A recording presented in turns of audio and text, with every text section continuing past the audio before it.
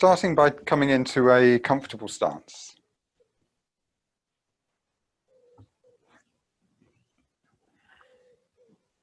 Okay, so in the comfortable stance, we're looking for a very relaxed posture.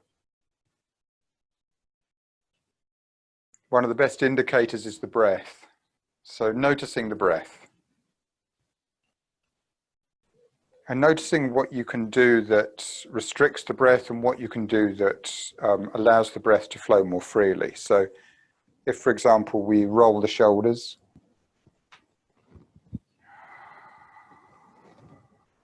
this can help soften the breath.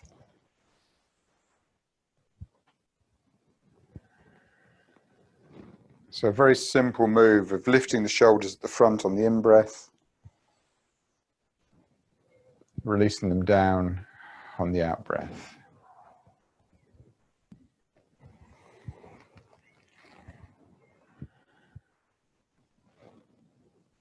A few more times.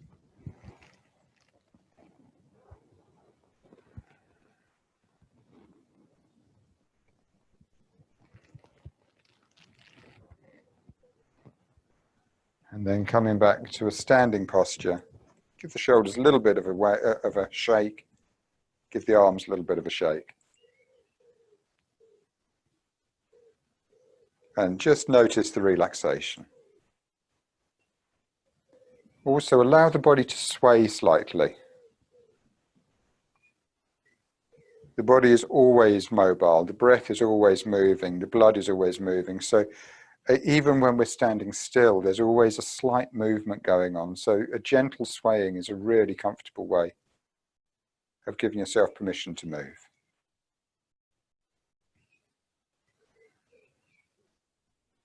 It's the whole body relaxing. Lift Bachwei. Bachwei is the crown. So lifting the crown up is an idea of creating space between the vertebra and the spine, opening up the space in the spine.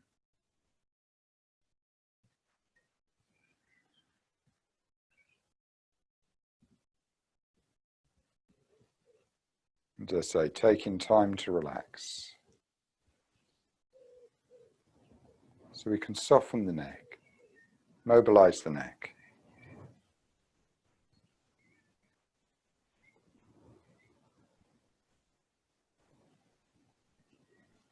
Bring the awareness from the neck down into the mid-spine, and here this rolling of the shoulders also works with the mid-spine.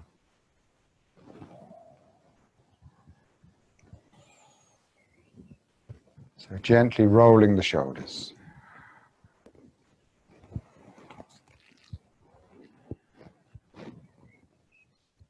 And then we can extend this movement slightly so that get the elbows involved. So when the shoulders lift at the front, lift the elbows up as well. Let them go at the sides. So gradually increasing the size of this movement so it becomes in-breath with the hands rising at the front, out-breath with them falling gently at the sides. This movement also starts to mobilize the spine. So as the hands come down, you bow down slightly. As the hands rise up, you open the front slightly.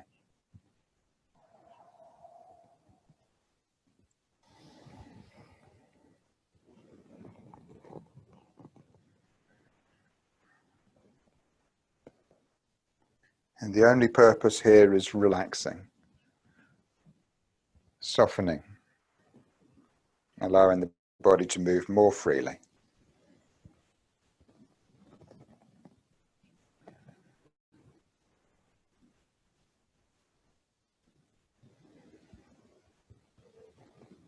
A few more times.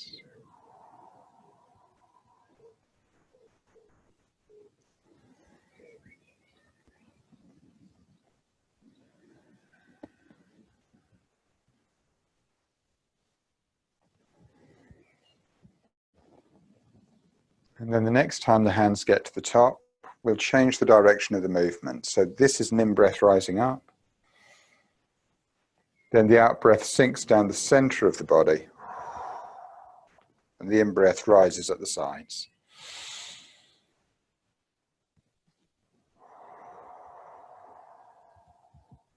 That's it.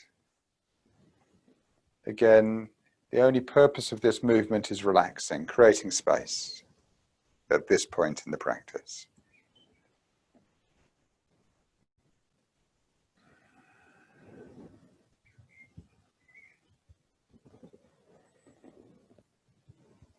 A few more times. And it's an idea more than a physical movement. So whatever size works for you, works for you. A couple more times.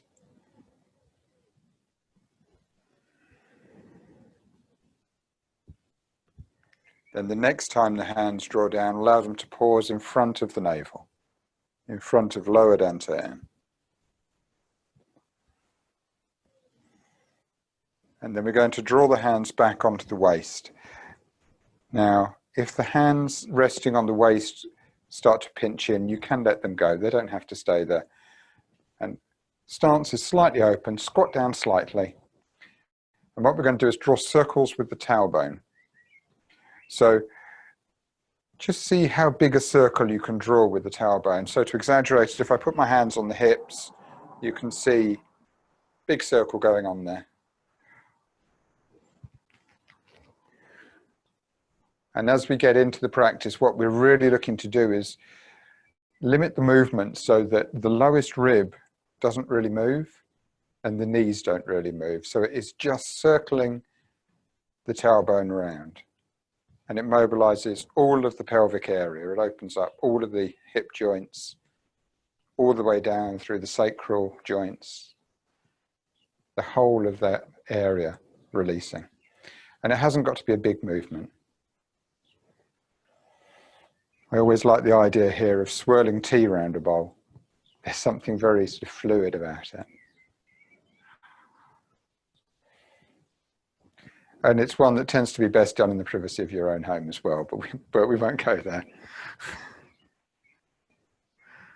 Okay, a few more times in this direction.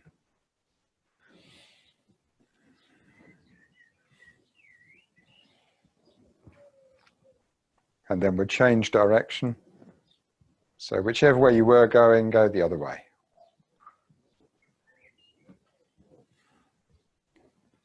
And it's quite good to start the movement quite large and then allow it to soften.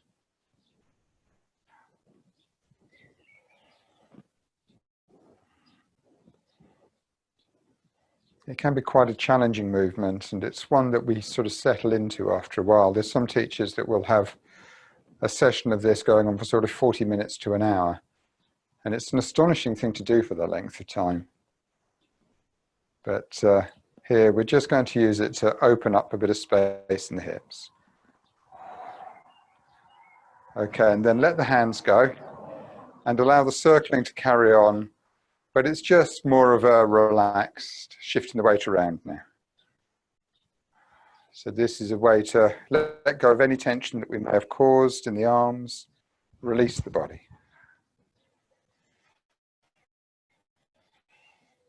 And then notice the bottom of the feet. Notice the weight moving around the bottom of the feet. And as the weight moves around the bottom of the feet soften. The ankles are mobile. The knees mobile. And the hips moving freely. Relaxing the legs.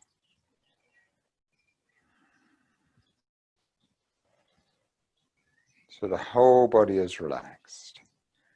And then to help things along a little bit, we'll raise the hands up. And on the out breath, we push down as if connecting down into the earth.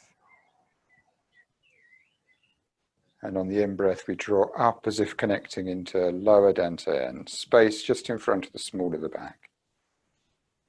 So expanding out and gathering in. Out.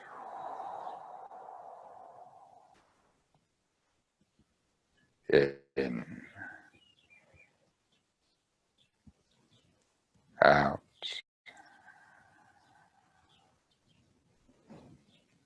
and in. Pausing at lower dantian when the hands get there.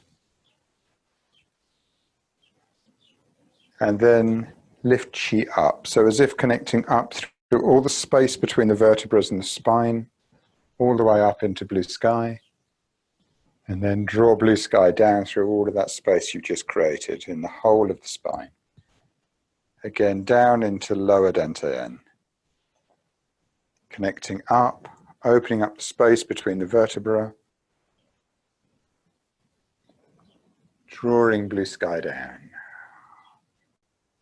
Whole of the spine opening and relaxing. Moving from physical into this idea of the chi body. A couple more times.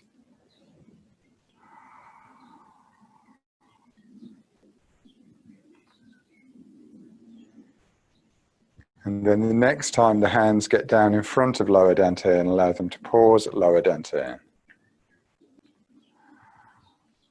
So here the legs have relaxed, the spine is relaxed. Then we allow the elbows to open and the wrists to open and the arms to open, expanding out in all directions. And then drawing back inside. So releasing out the elbows, the wrists, the hands out in all directions. Draw blue sky back inside. Once more, relax out and gather back inside, noticing the space inside, noticing the ease of the breath, noticing the space between thoughts. Whole body relaxed and the mind quiet.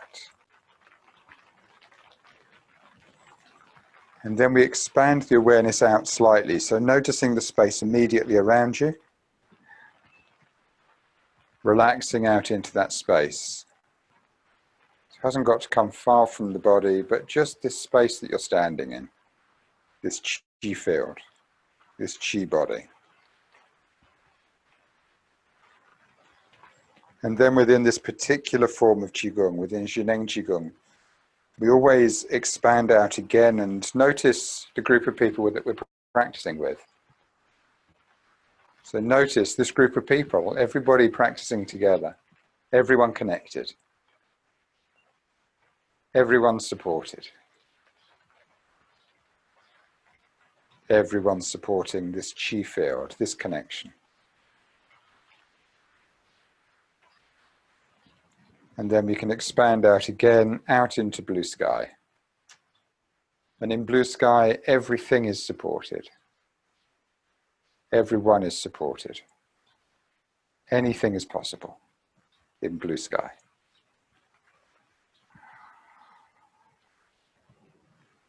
Gently draw the mind back inside, back into lower dantian, into the center, with an idea of chi flowing well. Chi flowing well, and then relax the hands to the sides. So this is how we ease into the Qigong state, so the body gently swaying, very relaxed, Qi flowing well. Coming into some simple movements in this Qi state. Turn the right thumb forwards, and I don't mind which right, doesn't matter. And then turn the thumb backwards. Forwards and backwards. So the movement should flow, and the movement will be whatever your movement feels like today. It's already correct, it's already right, it's already perfect. And then what we do is we allow this movement to extend. So when the thumb turns, allow it to keep turning. And turning in the opposite direction again, allow it to keep turning. So you can use whatever body movement you want in order to allow that to keep turning. It's flowing from one position to the other.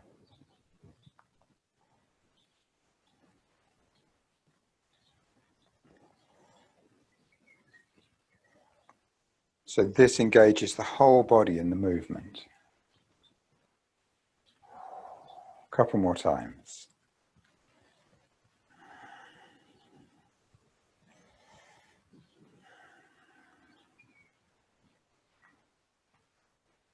And then allow the hand to come back to central and give it a bit of a shake.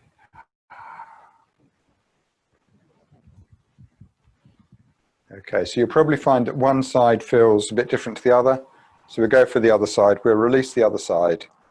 So thumb forwards, thumb backwards. And alternating between the two and gradually increasing the size of the movement. Keeping the movement nice and slow. The slower the movement, the more aware we become of how everything's moving, of how everything's flowing.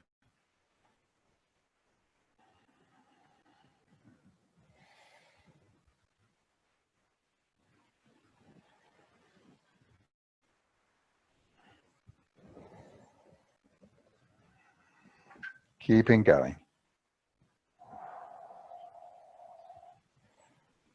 It's a great way to release shoulder tension when we're doing this as well. And you can even work it round into the hips. So as the body turns, in order to get that thumb further round, you can turn the hips as well. So you can use it to open all kinds of parts of the body.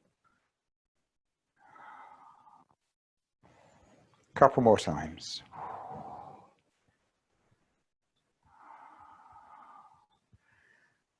And then back to a central position and give it a shake once you get there. And then both arms, give them both a bit of a shake. Okay, so then both thumbs turn forwards at the same time. And when the thumbs turn forwards, we allow the front of the body to open slightly. Both thumbs turn back and we allow the shoulder blades to open and the back to open. So the thumbs turn forwards, open the front. Turn back, open the back. And gradually we're increasing the size of this movement.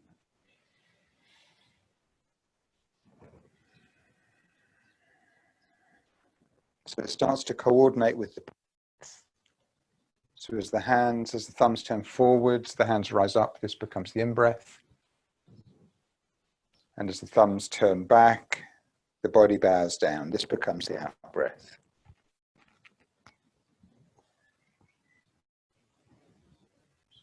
So just enjoying this combination of breath and movement. Bowing down is an out. Rising up is an in-breath. And allowing the movement to be what it can be today.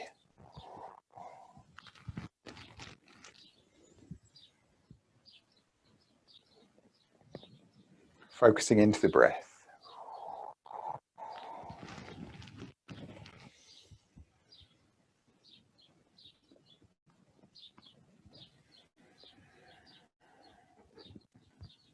A few more times at this size.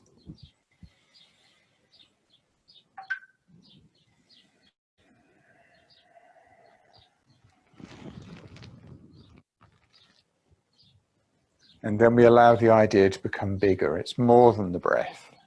So when the body bows down, it opens the whole of the back. The body rises up, it opens the whole of the front, all the way up to the tips of the fingers.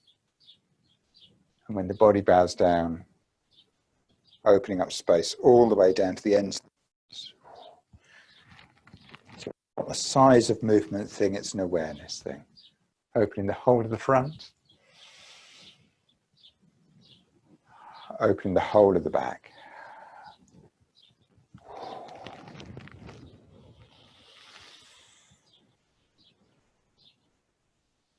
And just keeping going with this.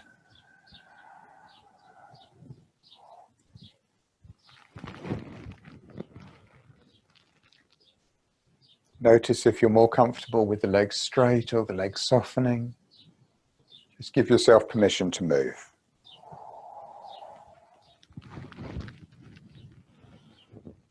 It may still coordinate with the breath, it doesn't matter.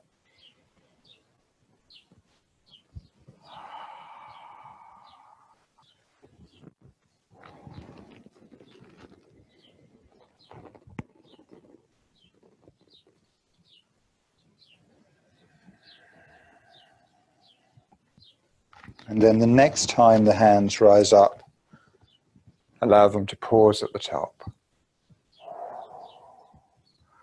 And allow the body to move gently with the hands at the top. So we've created space through the body, and then what we do is we draw Qi down. So bring the hands down, bringing the awareness down, first of all into the top of the spine, into the neck, and then draw the awareness down through each vertebra of the neck, all the way down through the mid-spine, into the lumbar, the larger vertebra of the lumbar, all the way down to the tail, up to the hips, down through the legs. Ankles, the feet, all the bones in the feet, and then lift Qi up. Draw Qi down. Down through all of the bones in the body, down into the top of the neck, down through the whole of the spine. There's an idea here of the marrow in the bones. The spinal column and the brain are also considered marrow. All of the marrow, bright and healthy. Down the legs. A few more times. Lift Qi up, draw Qi down through the whole body.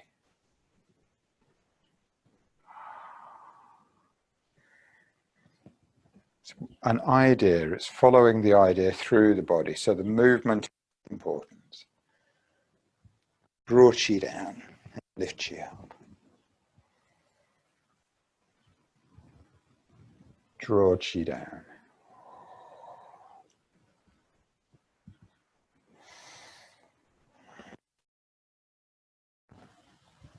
And Qi up, all the way up to the top. And the next time the hands get to the top, we're going to pause again. Body moving freely when we pause. And then we're going to draw Qi down. So we're going to be very gentle with the spine today, but we're going to draw the hands down in front of lower dantian. And we're going to come straight into a Tai Chi ball practice. So for Tai Chi ball, we'll use this as a balanced practice. So both arms moving at the same time. I prefer a slightly wider stance, but whatever works for you. And it's quite nice to be squatted down into the stance a little bit as well. So the first movement is, it's an idea. And the idea is the hands spiral out into the blue sky. And then they draw Qi back into lower dantian, into the center of the abdomen. So they spiral out and they gather back.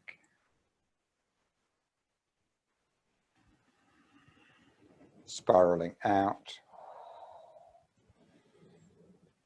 gathering back. And as they gather back, squatting down slightly. So hands spiral out into blue sky, draw blue sky back inside.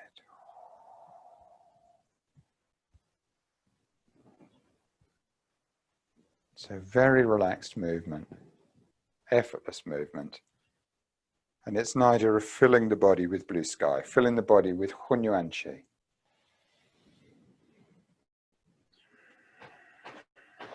Keeping going for a little bit longer.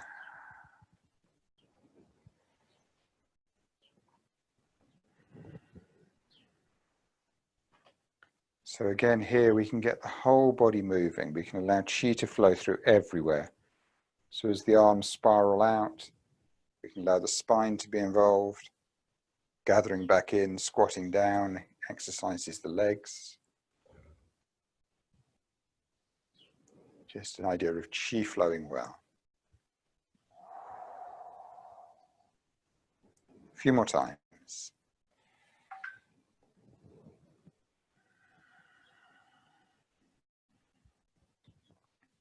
Then the next time the hands draw back in front of lower dantian and allow them to pause at lower dantian. And here, with the palms facing up, we allow the hands to spiral all the way up into blue sky. And pause at the top. So thumbs are facing forwards, palms are facing up. And then we push the thumbs further forward so the hands spiral out in front of us, And the thumbs then draw back. So the palms are still facing up, the thumbs are facing back, and the hands are connected out into the far distance. So we hold this posture for not too long, a couple of breaths. And then we draw the thumbs further back, and then the hands come round in front of the abdomen. And then lift chi up. So this is the important piece. It's this idea of lifting chi up through the body. Here the hands spiral out and gather chi back into lower dantian. So it's the idea, chi rising through the body, spiraling out and gathering back. So the physical movement here again, it's not the most important, it's the idea, chi rising through the body. Spiraling out and back. Up, out, and back. A few more. Up, out, and back. Up, out, and back. Then this time when the hands spiral up, allow them to pause at the top. And then we'll reverse the movement. So now we draw chi down through the center of the body. Palms stay facing upright, all the way down to lower dantian, the center of the abdomen. Then push the little fingers back and the hands spiral out. Leading the little fingers, the hands continue to spiral up. And then draw chi down. So much the same as the last piece. The idea here is the mind spiraling out into blue sky, out into Hunyuan Chi. And then the most important piece, draw chi down. Draw chi down. A few more times. Draw chi down.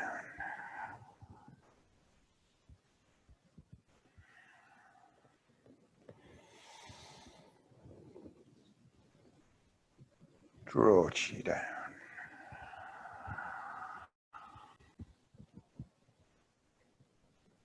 Okay, last time all the way round. Draw chi down. And then the next time the hands get to the top, allow them to pause at the top again.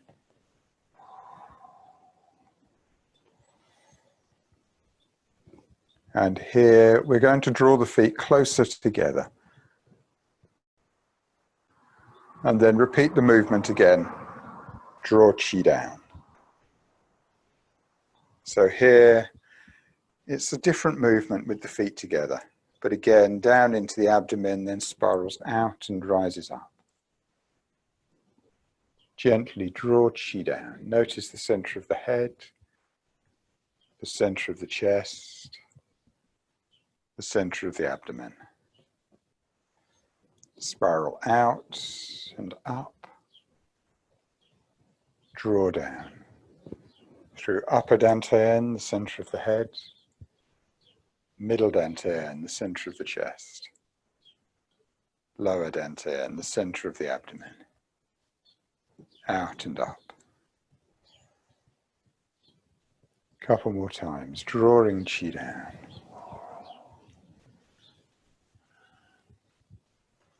So here we're connecting up all of the parts of the body.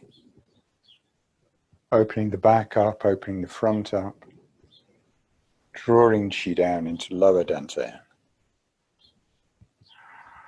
Relaxing down into lower dantian. Then the next time the hands come down to lower dantian, allow them to pause at lower dantian. Turning the palms to face in towards lower dantian. And lower dantian is the space just in front of the small of the back, the space between the kidneys.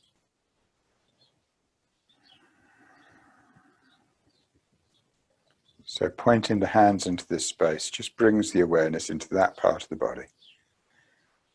And to draw this section of practice to a close, I want to use a little bit of La Qi here before coming into the closing sequence. So La Qi is expanding out.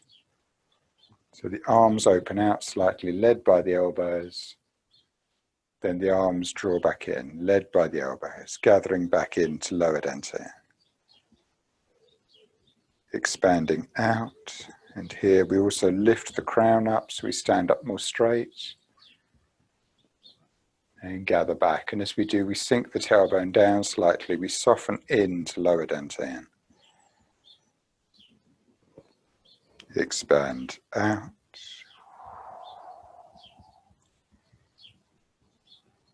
Gather back.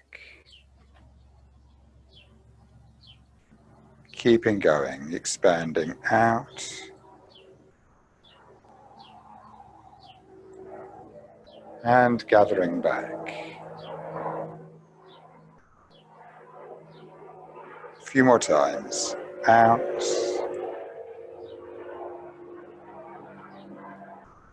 And back.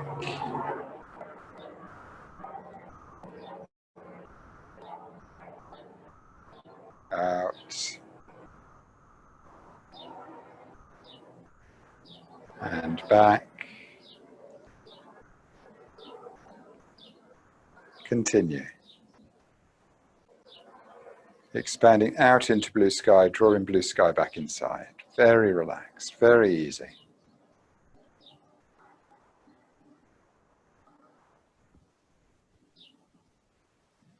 This is the most powerful practice in Qigong, because it can work with the entire body. So when we expand out, we can open every part of the body.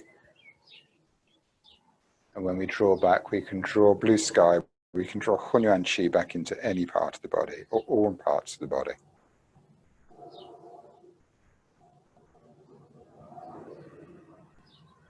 A few more times.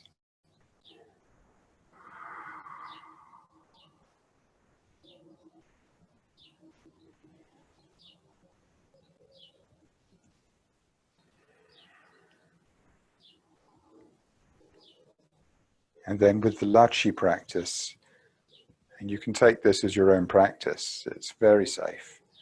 But there is one rule, and the rule is that when you finish, you draw Qi back and you pause. So this time, when you draw Qi back, pause at lower dantian.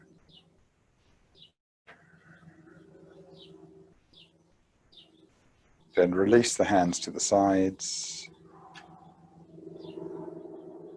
And expand the hands out in front of you one more time. And then draw Qi back. One hand on top of the other on the abdomen. Drawing Qi back inside, bringing the mind back inside. Back into lower dantian. Centered and quiet.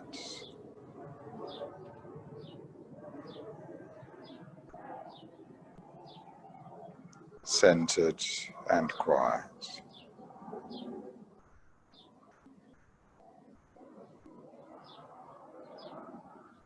Release the hands to the sides.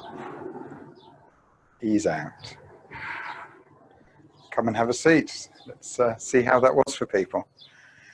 And apologies for the profusion of helicopters that I had going on just then. I've got no idea what's going on. I don't know whether you could hear them on the mic. So. You're gathering up all the Americans and getting rid of them.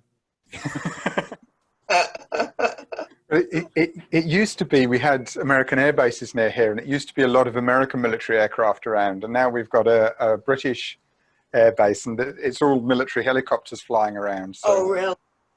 Well, I just saw today that the UK isn't allowing the Americans into the country because of the virus.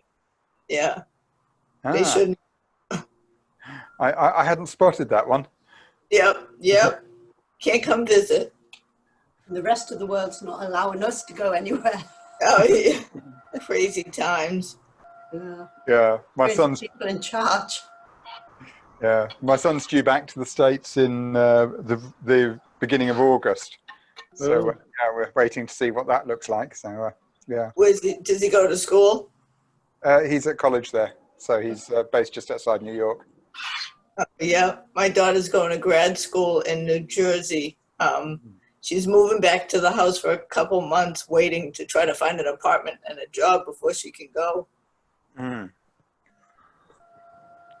Yeah, he's quite lucky. He's got a house sorted, but yeah, as you say, it's strange times. So yeah. Yes. Certainly is. So how was the practice for people? Okay, can I ask a question? Absolutely. When you say thumbs forward, can you do a close-up? Absolutely, yeah. Okay.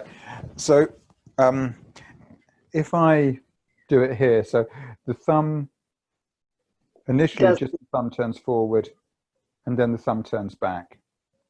So you take the hand with it? Yeah. Okay. And then it serves a few purposes. Okay, when we talk about the thumb, we're talking about the end of the lung meridian. And so bringing focus into the thumb can help to bring focus into the breath, which helps later on in the practice when we start to open here with the in-breath and sink down on the out-breath. But also one of the things is that bringing focus into moving the thumbs tends to mean that you don't necessarily bring as much attention into parts of the body that may have limited movement. Right. So if, for example, you have a limitation of shoulder movement and someone says, right, rotate the shoulder, your first reaction is going to be, oh, that's going to hurt, which creates tension, which limits the movement. Yeah. If you simply ask somebody to turn the thumb round, then what happens is that you naturally get some movement going on in the rest of the body. And I'm a big fan of this. I refer to it as the jam jar analogy. When we're creating movement in the body, we're not trying to create a massive amount of movement. We're just trying to create a little bit of space. It's a bit like if a lid's stuck on a jam jar and you hand it to somebody to help you with it, you're not asking them to take the lid off. You're asking them to loosen it enough so that you can do the work. Yes, I understand. So yeah, this is bringing the focus into the thumbs or bringing the focus into a part of the body that's unthreatening means that you can then work with other places. So does that help? Yes, and the other thing is spiraling out. When one is spiraling out the arms, yeah, how does one end up with a palm backwards or forwards? There is there's a cheat you can use here. So if you will excuse me for a second, he goes off to get his I was going to say box of equipment, but in reality it's just some teacups. So you've explained that before. Yeah, so if you keep something in the palm of the hand and you lift the hand up, it's not underarm. It's it does actually. Let me come back a little bit so you can see it. So if I'm about here, so when it rises up, it does actually spiral back under the arm. So here I'm coming under the armpit, and then I'm rising up again. But sorry, Helen. When one's got to that point, can you see that point? Then where does one go? Okay, so when you're here and the thumb is facing forwards, push the thumb forwards, and then keep the thumb leading the movement. So in the rising form, it's good to think of the thumb as being the leader of the movement. So this is the piece that's pulling the hand around. Right, so it's up to the front and then round. Yeah. I'm getting away, I think. But I would also say that it's sort of, it's a detail that's interesting, because when you allow that full movement to happen, then you do create more space in the whole of the arm and the shoulder and everything.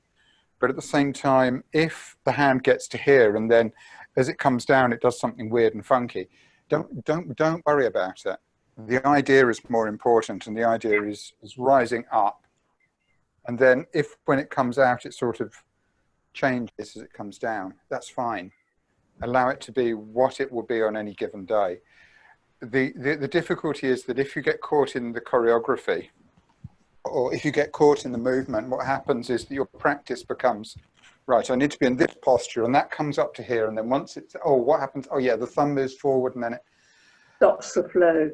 It stops the flow. I far prefer to see somebody simply doing that movement as an expression of qi rising through the body and gathering it back than being physically accurate. I have a lot of difficulty of actually flattening the hands straight upwards. So is it important to at least try and push a little bit in order to do that? Because you said earlier about making an effort to push things a little bit further than you would normally do. Well, I can't actually, I haven't got the maneuvering with my arm to actually have a flat hand up, facing upwards. And quite a lot of the movements that you do in the class are about reaching up or reaching out with the palms flexed up, and I just can't do that. Is that something that one can alternate or improve with time, or just push towards and it's enough? There is okay, so two answers here. The first answer is it's not a problem. And go in much the same as I was saying to Helen, go with the idea, but allow the idea to be that even if the hand is facing forwards, and that's as far as you can get it, have the idea of the hand facing upwards. There's the second answer is a slightly more Qigong type answer, but at the Huajia Center, and the Huajia Center was this place in China that over 400,000 people went through, and they only used Qigong in order to get amazing healing for all kinds of things. One of Pang's teachers, and Pang was the guy who founded the session, he'd heard about him because he had been involved in an industrial accident, and basically he'd thrown himself across the factory to save somebody from a falling piece of machinery, and in doing so, it had broken his back and he was paralyzed from the neck down. Oh my God. So he'd already heard about Qigong. So what he did is he got his friends to get photos of people in one of the forms and put them in his eye line. And then he told them to just leave him alone. Don't come into the room, leave me to practice for 4 hours at a time. After 4 hours, bring me a drink, leave me for another 4 hours to practice. So he lay there looking at all of these pictures and imagining himself practicing. And over time, he actually got full movement back. And once he got full movement back, Pang, who was the founder of the system, heard about this and said, this is amazing, this is great, you are such an example to people, come and teach. And so he came into the school and was teaching people Qigong. The story doesn't end quite that, the story doesn't end particularly well for this particular person, because he actually, he had quite an ego on him, you know, as somebody who's just done something that is considered to be pretty much impossible medically, and then being given this position of, you know, teacher at the Huajia Center, and people are saying, wow, you're great. His ego became huge. And then he had a stroke and he lost all mobility. And so then he did the whole thing again, and his ego got even bigger, and then he got a stroke and he died. But that's, but the bottom line is that you haven't got to do the physical movement. Right. But imagine you're doing it. So if the hand's coming to here, just picture the hand as if it's coming all the way up. And then one day, have a look. Not straight away, give it a month, have a look, and you may find that actually, when you look up, the hand's doing what you didn't think it could do. Yeah. That resonates with me. That I've had problems with my arm here, so it's really painful. But as you said, with the thumbs and focusing on something else, or you find that this loosens up a little bit. I mean, it's not cured, but you can feel something slightly different, and it happens by itself. Yeah. Yeah. It's quite remarkable, really. Thank you. Yeah, and I was going to ask, my question before I came was I was going to ask about relaxation, but we did it in the first session there, breathing and shoulders. And It's almost as if I knew. yeah, it's getting a bit spooky, isn't it? Like you've done this before. Yeah, like he knows what he's doing. Huh? Oh, right, Yeah. right. Yeah, I learned that one last week. It does seem to help with neural pain, I must say. Every time I come into these sessions, the pain that I start with tends to dissipate. Whether that's through breathing and slow conscious movement, or it's something that happens in the brain chemistry, but it's not muscular aches and pains, it's the Parkinson's. But it feels neural and inflamed, and yet somehow with the movements it seems to dissipate. I'd like to understand the science behind that. Yeah, you and me both. I think one of the things that I've really noticed over the years working with people with a Parkinson's diagnosis is that when people first, and generally it's retreat work, so it's residential work for 5 days or so at a time or more, what you notice is that as people talk about a reduction of pain, you also notice a noticeable degree of relaxation that happens within the body. And the two, you know, from experience, the two seem to be linked. But there's an interesting observation here that the English word for relax is probably one of the least relaxing words you can imagine. You know, relax. You know, how can you say that in a way that actually works? Anything relax in it. Yeah, the Chinese version, or the shortened Chinese version that we use, is sung. And when you see the Chinese teachers, and when you actually work with the sound, and you can use this for yourself as well, because you haven't got to say it out loud. It's just like it's a breath almost, and it's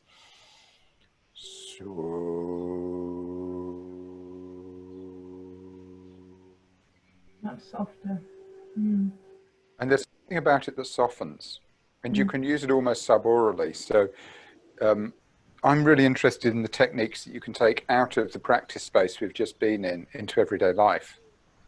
So if you take an out breath and you turn it into something that is just very, very quiet and is just and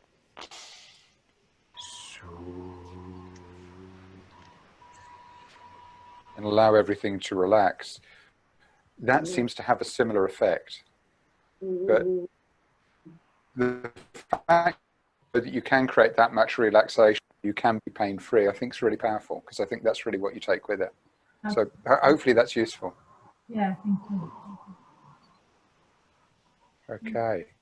Any other questions? Anything else coming up for people? Any other observations? I got extremely hot. Sorry, what was that? I got very hot. Yeah. Really, like, This is...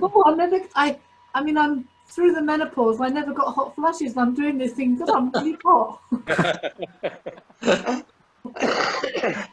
There's some, it can create some interesting sensations. One of the practices that we sometimes use with the La Chi is a squatting practice, where along with the opening, we lift halfway up, and then as we draw back, we sink Huilu, the tailbone, down. And this quite often creates heat in the body for people. The thing I'd say on this, and as a Qigong teacher, people are often quite shocked to hear me say, I don't believe that anybody feels Qi. What we feel is change. What we feel is things changing within the body.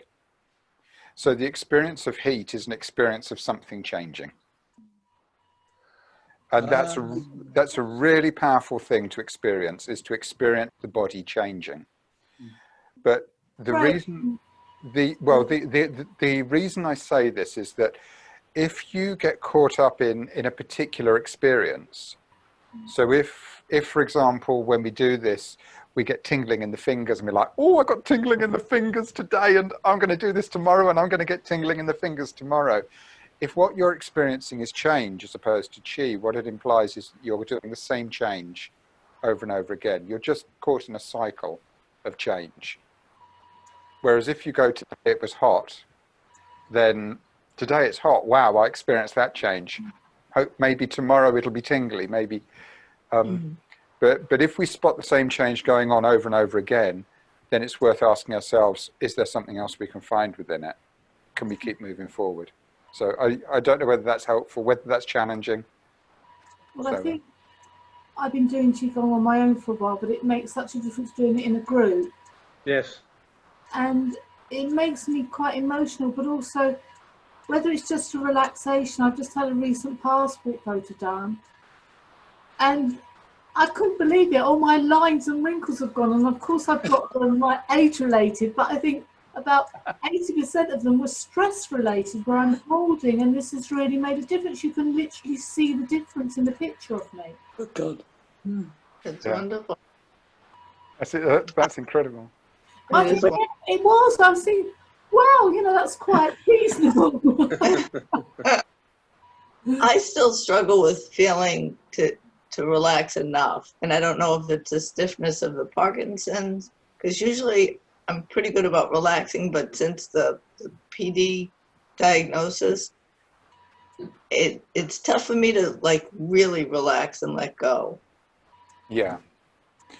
I think it's there's nothing more. Okay, I've had an experience with work-related stress where I've been written off work with work-related stress a number of years ago, and when somebody tells me to relax, and this was part of the process that I went through. You know, people are saying, "You're a Qigong person, just relax," and you go, "But I don't know how to relax."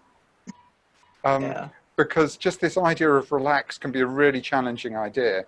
So it's good to grab hold of a single piece that we can work with. So this is why the breath is such a powerful tool within meditation.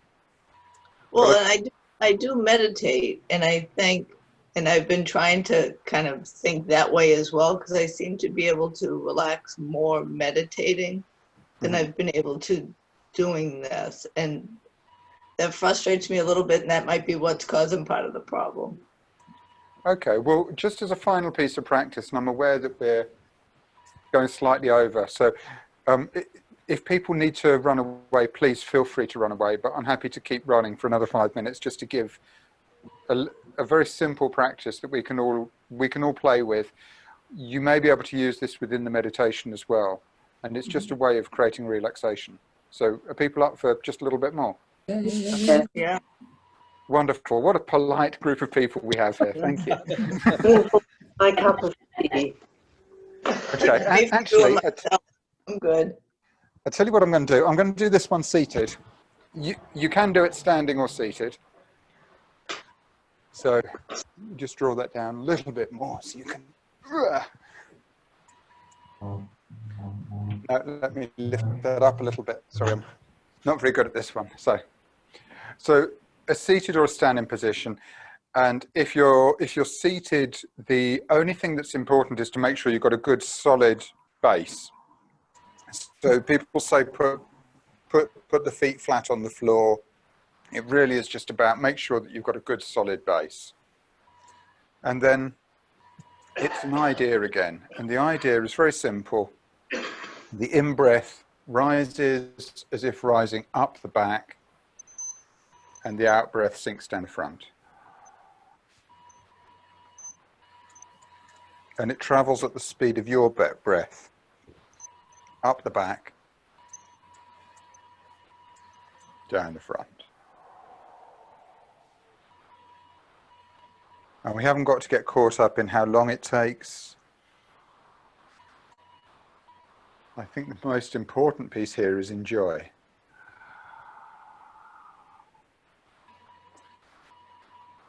So enjoy the practice of drawing Qi up the back with the breath.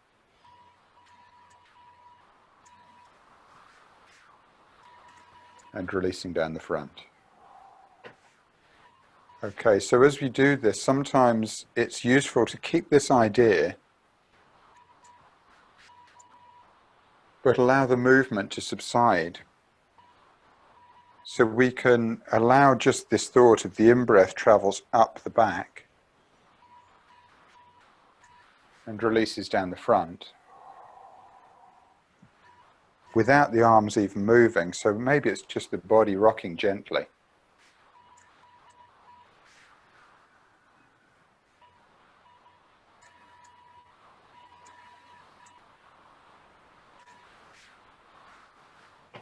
So this breath is a very accessible breath, and whether it's standing or seated, it's just this idea up the back and down the front.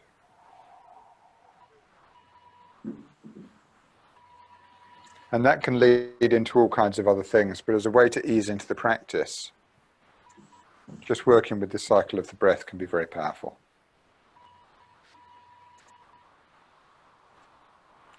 The nice thing about this is when I'm working around mental health issues, as a pure Qigong piece, we tend to bring great focus into kidney breathing and bringing the breath into the small of the back and pieces like this.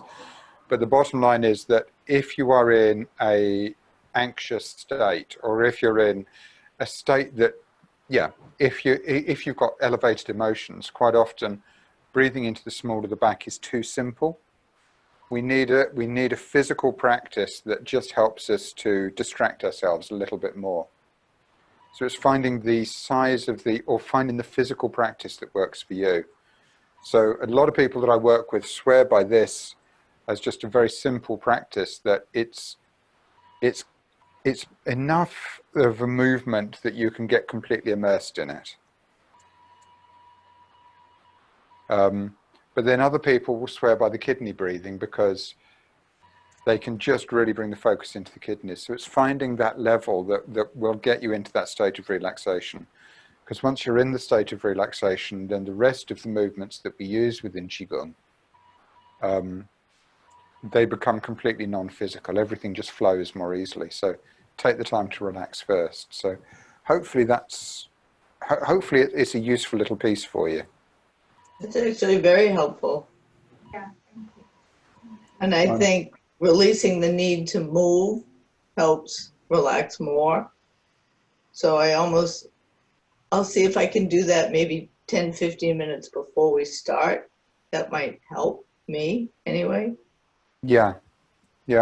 And one of the other nice things about it is that a lot of these little techniques that we talk about, they become habitual. So it's the type of stuff that you will start, because it's worked for you in one situation, you'll try it in another, and then it will just carry on. It'll become more effective. You'll be able to get into it more quickly. So then when we start and I say take the comfortable stance, you're probably going to be there next week, and you'll take 2 breaths and you'll be so chilled out, it'll be amazing, because you've been doing it all week. I like that. I yawn all the time. Sorry, Thank you. Can you hear me? Yes. I yawn all the time. I feel so relaxed that I can't stop yawning. And because I'm doing the practice, I can't put my hand in front of my mouth. Oh, I wouldn't worry. I really wouldn't worry. A lovely little detail there is that the Chinese refer to it as eating qi.